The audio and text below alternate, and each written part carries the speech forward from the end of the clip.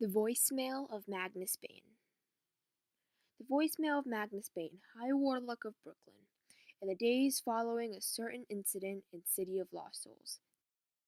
Today, 2 o'clock a.m. Hi, Magnus. It's Alexander. Well, you know that. I'm just calling because I think we need to talk. I guess you're busy.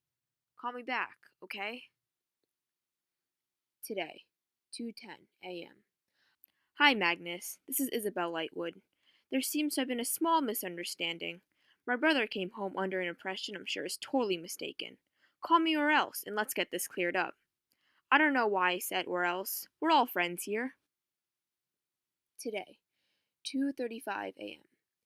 Isabel speaking. Maybe there hasn't been a misunderstanding. Maybe you just made a terrible error. That's okay. People make mistakes. All you have to do is grovel and beg for forgiveness, and then all is well. That's how it can be. I'm prepared to let it go this once, Magnus. Today, 3 o'clock a.m. Isabel, let me just follow up by describing what a big mistake you would be making if you broke up with Alec. The Lightwoods are a seriously hot people. Some people say the Herondales used to be hot, but think about it. Not only do we outnumber them, but we took their last hottie and we made him ours. Obviously, we won the victory. I have looked back on portraits of our ancestors. Gabriel Lightwood was notably smoking. It is rumored that one council agreed with everything my great-great-aunt Felicia Lightwood ever said, because when she spoke, all he heard was Foxy, Foxy, Foxy. If you break up with Alec, you will not only be losing one stone-cold fox, but a family of foxes. I will pass down the word to my children's children. No Lightwood is ever going to so much as wink at you in a bar. Think about that. Think about being Lightwoodless and lonely 500 years from now in a sad and chilly nightclub on the moon. Today, 11 a.m. Hi, it's Alec. I guess you're still busy. That's okay. I know you have a lot of things to do. Just call me when you're free. Whenever you're free. It doesn't matter what time. I'll be awake. I just really want to talk to you. Today, 2:30 p.m. Hello, Mr. Bane. This is Hadron Industries. We're calling to engage your services for a simple ritual in the same vein as the one you performed for us last February. We would like you to bring a crate of horned toads with you. We shall of course compensate you for the toads. Today, 5:14 p.m. Ow, ow, stupid cat. Ahem, you told me. Stop calling Isabel. But I'm not the one calling you. Church is calling you. Mine are merely the fingers that work the phone. See, here's something you may not have known before you committed your recent rash acts. Our cat, Church, and your cat, Chairman Meow, they're in love. I've never seen such love before. I never knew such love could exist in the heart of a cat. Some people say that love between two dude cats is wrong, but I think it's beautiful. Love makes Church happier than I've ever seen him. Nothing makes him happy like Chairman Meow. Not tuna, not shredding centuries-old tapestries, nothing. Please don't keep these cats apart. Please don't take the joy of love away from Church. Look, this is really just a warning for your own good. If you keep Church and Chairman Meow apart, Church will start to get angry. You wouldn't like Church when he's angry. Today, 6 o'clock p.m. Hi, Magnus. This is Clare. Nobody told me to make this phone call. Isabel did ask me to call you, but I said no, and she doesn't know that I'm making this one. Honestly, when I first met Alec, I thought he was really horrible. Admittedly, I was a little off my game. What, with finding out about Magic World and Mom being kidnapped? That was a bad time. But Alec still was really not my favorite person. He was a jerk. But he wasn't a jerk because he was a bad guy. He was a jerk because he was unhappy. And he felt like he had to pretend to be someone he wasn't. I guess he learned that he had to hide things all the time when he was growing up. That he had to keep secrets or lose people. He's a lot better when he's with you. He's better because he's happier. I don't really know how relationships work. Jace is the only boyfriend I've ever had, and I'm told our relationship has not gone along traditional lines. But I guess that's what a relationship seems like to me, that no matter what else is going on, you're happiest when you're together. I'm not just calling because I'm worried about Alec. You seemed really happy with him too. I was wondering how you are. I hope you're doing okay. Today, 8:26 p.m. Hi, Magnus. This is Alexander. I guess you don't want to talk to me. I can understand that. But I really think if we were together, if I could just explain. I'm so bad with words. I'm sorry. But you always seem to know what I meant. I don't want to lose that. I don't want to lose you. I want to talk to you so badly. But if I can't, I guess I'm calling to say, I'm really sorry. I just called to say that. Today, 9:39 p.m. Hi, Magnus. It's Simon. You know me. Well, he called me so last time we spoke, but we've hung out. I'm calling to. Sorry if this is out of line. Suggest that you maybe take Alec back. I think it would be good for moral. Honestly, Alec was really horrible to Clary when they first met, and if he turns out all cranky again, I don't know what Clary's going to do. In those days, Clary had way fewer weapons and way fewer brothers. This time it's different. Her boyfriend is on fire. She's got enough problems. I guess what I'm saying is that we'd all appreciate it if you took one for the team.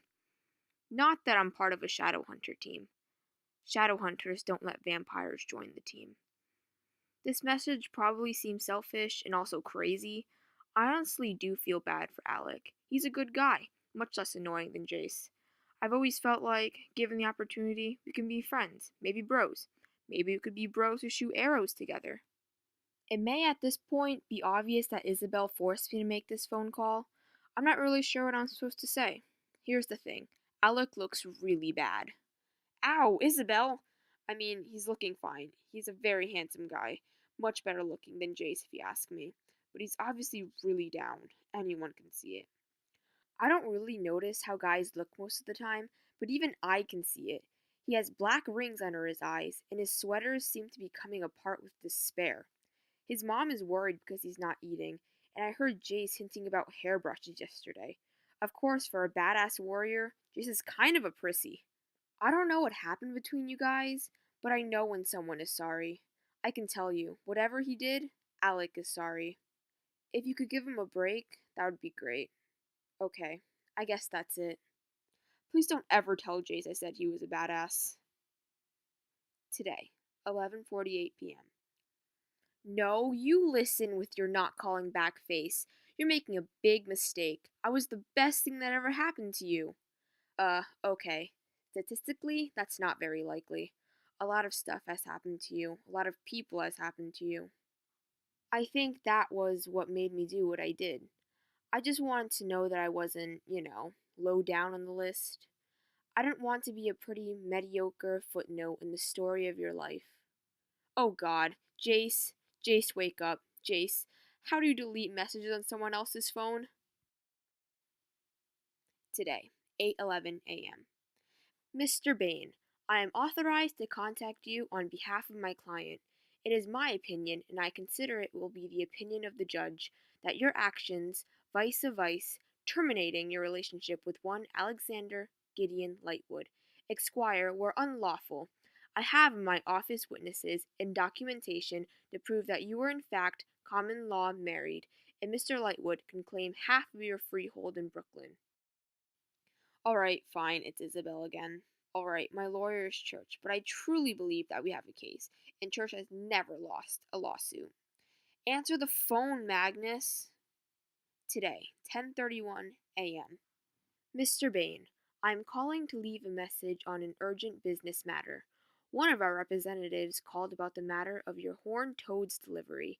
He described your manner of answering the telephone as curt and extremely harsh, and your tone as wild, not to say maddened. Is there a problem with the toads? We are very concerned. Today, 7:52 p.m. Listen up, buddy. Nobody breaks up with a Lightwood. Nobody. Meliorn thought that he could tell his fairy buddies over cups of mead that he'd broken up with me, and all I'm saying is that Meliorn hasn't seen his fairy steed in a while. Once a guy visited the Institute and thought he could leave a Dear Jane letter for me as he walked out the door.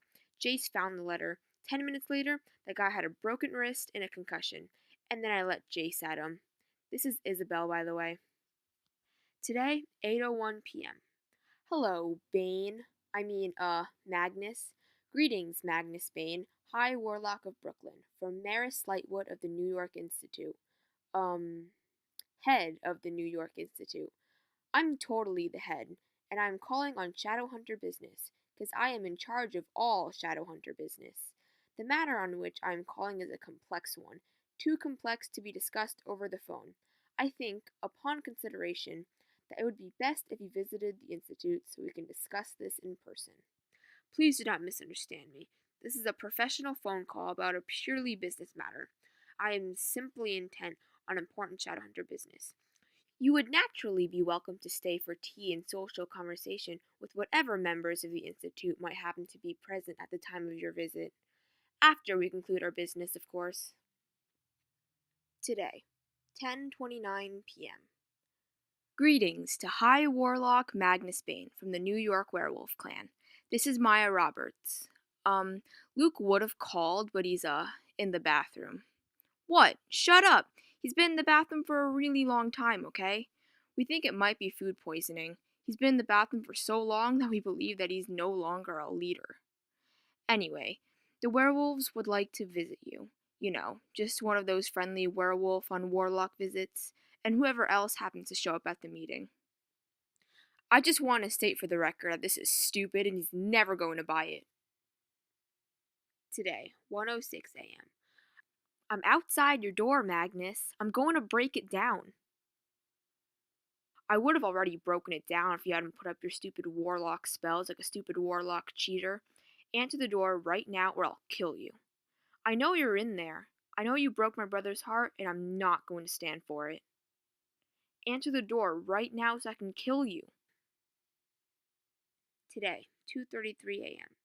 Greetings, Magnus Bane, High Warlock of Brooklyn, from Raphael Santiago of the New York Vampire Clan, loyal servant of our glorious Queen Maureen. Forever may she reign in dark glory, and the future prince consort Simon, babelicious rock god.